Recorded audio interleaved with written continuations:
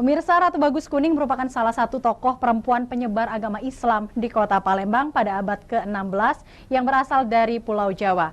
Kesaktiannya pun tersohor setelah ia mampu menaklukkan siluman Raja Kera dengan 7 panglima dan pengawalnya yang berjumlah 400 kera. Hingga saat ini makam beliau pun menjadi tujuan wisata sejarah di kota Palembang.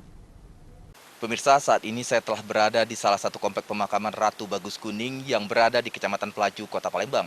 Ratu Bagus Kuning ini merupakan salah satu tokoh perempuan sakti penyebar agama Islam di Kota Palembang pada abad ke-16.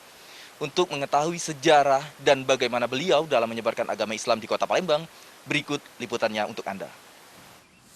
Selain kota tertua di dunia, kota Palembang menyimpan sederet cerita sejarah masuk dan berdirinya agama Islam di bumi Sriwijaya. Salah satunya Ratu Bagus Kuning atau Putri Mulia Syarifah Mahani. Ia merupakan anak dari Syekh Zainal Abidin Al-Abib Yama dari putra Syedina Hussein bin Syedina Ali. Nama Putri Bagus Kuning pun tersohor karena kesaktian yang ia miliki.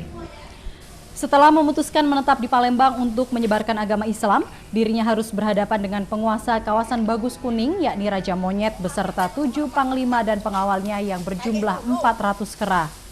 Hingga akhirnya kerajaan Kera pun mampu ditaklukkan dan Islam masuk di kota Palembang. Ratu Bagus Kuning wafat pada pertengahan abad ke-16 dan dimakamkan di Komplek Patrajaya Bagus Kuning, Pelaju, Palembang. Di area makam juga terdapat makam Syekh Ali Akbar, Kuncung Emas, Datuk Buyung, Panglima Gede, Panglima Bisu, Panglima Api, Syekh Maulana Malik Ibrahim, Syekh Idrus, Putri Kembang Dadar, Putri Rambut Selako, dan Bujang Juaro. Hingga saat ini makam beliau menjadi tujuan para wisatawan yang ingin berziarah, sekaligus menikmati keindahan pesisir Sungai Musi. Makam beliau pun tetap dalam penjagaan 400 kera yang menyebar di area makam. Ya, beliau ini pendatang juga. Nah, di sini sudah ada siluman kera penghuninya 400 dan akhirnya beliau menetap di sini mensiarkan agama Islam bersama para wali Allah, para leluhur beserta yang lainnya.